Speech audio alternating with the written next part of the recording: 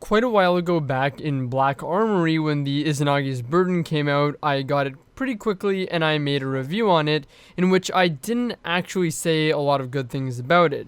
Since then, it's become my favorite weapon, and I think I'm willing to admit that I was completely wrong about the Izanagi's Burden. So in this video, I want to reevaluate the Izanagi's Burden and talk about its performance in the current metagame. There are roughly 3 main points I made about the Izanagi's Burden of why it isn't exactly too great.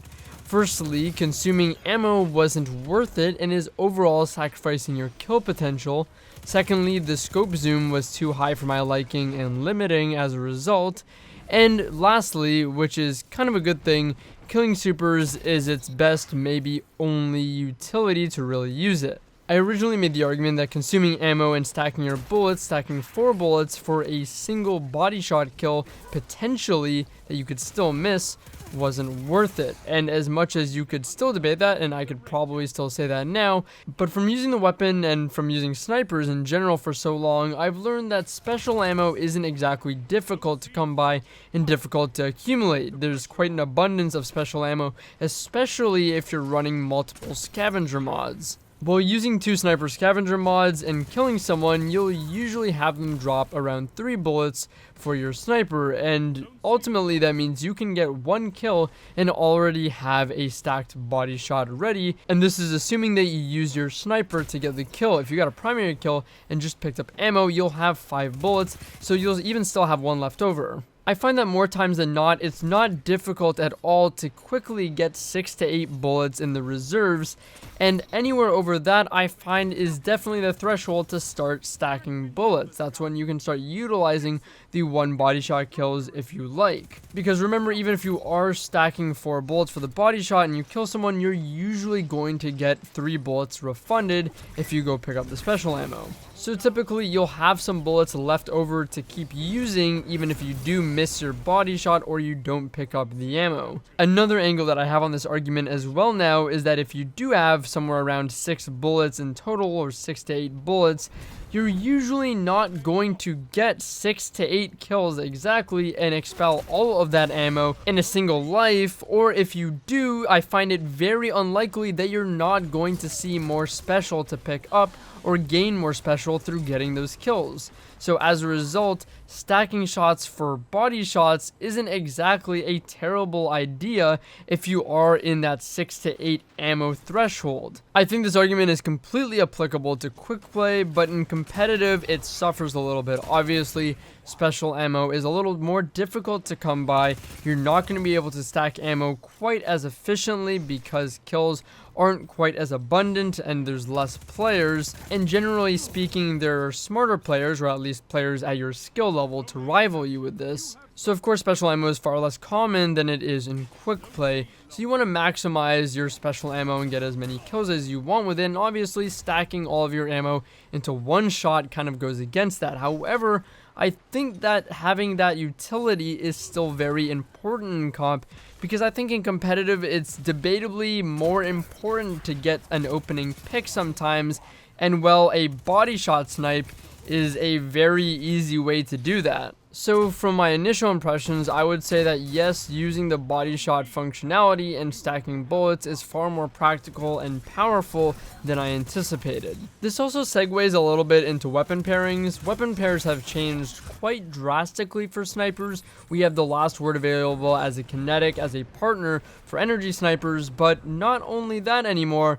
We have the Recluse, a Pinnacle SMG, which is very, very powerful potentially if you can get a kill with it, or another weapon, like the Izanagi's Burden, and it pairs perfectly as this last word type counterpart as a close range weapon for a partner to the far range weapon, which is Izanagi's Burden. However, Izanagi's Burden makes it much easier to activate the Recluse's perk Master of Arms.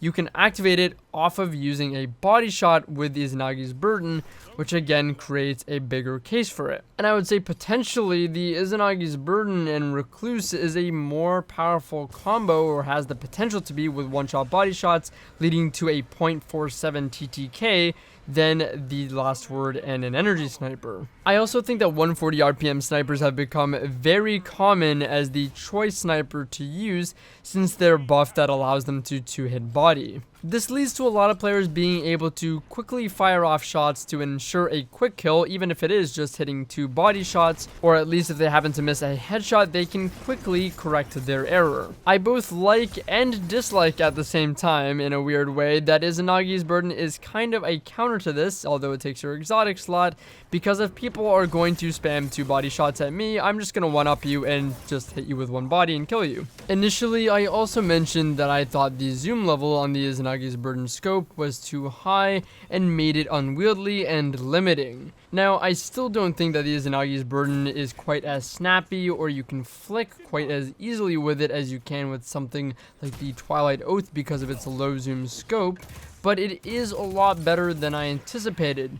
When I compared sniper scopes in a previous video that you can check out on my channel if you're interested in seeing, but again, I compared each sniper scope, and the Izanagi's Burden actually has the same level zoom as the Luna Nullis or the Persuader, which is actually one of the lower zoom scopes in the game. It's the lowest next to the Supremacy, and the only thing lower than the Supremacy and that class is the Twilight Oath. So again, as much as the scope doesn't feel as light and as versatile as something like the Twilight Oath or Supremacy, it is actually still one of the lower zoom scopes and one of the best in the game.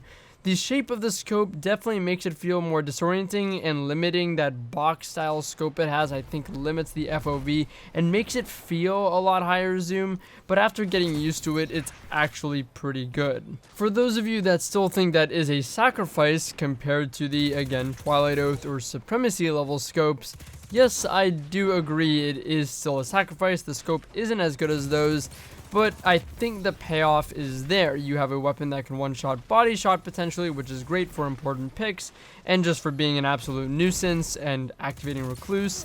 But that's not the only thing you're gaining with Izanagi's Burden. I mentioned that in my initial review, I said that the main reason and main utility for using this weapon is to kill supers.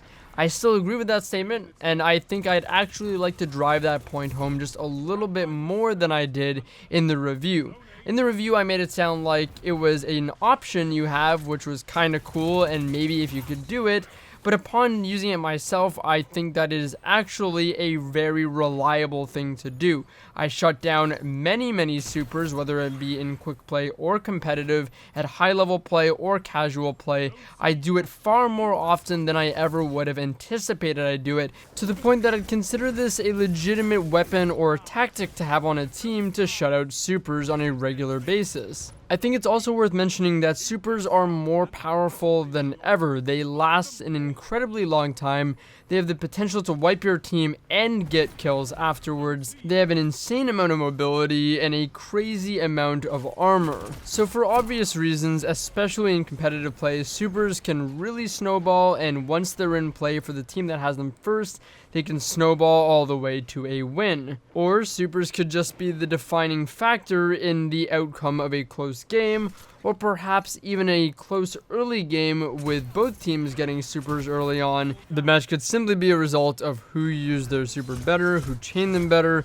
But my point is that supers have a very obvious, very impactful place in the current game, especially again in competitive. Supers are both incredibly strong and influential, but as a result, a sniper that can one-shot supers, or just even give you the glimpse of hope of killing a super off of spawn, of course it only requires 2 bullets to stack to kill a super, is very valuable, because if you do happen to kill even 1 super, that gives your team a massive advantage to use your supers and have 1 more super than the other team, or perhaps if you're down a little bit, it can put you on an even playing field with another team. So as a result, again, I think this is very good because of how strong supers are in the current game. And because snipers can't one-shot supers to the head, or shotguns can't even shotty melee combo, this weapon, the Izanagi's Burden, for being able to one headshot supers off of spawn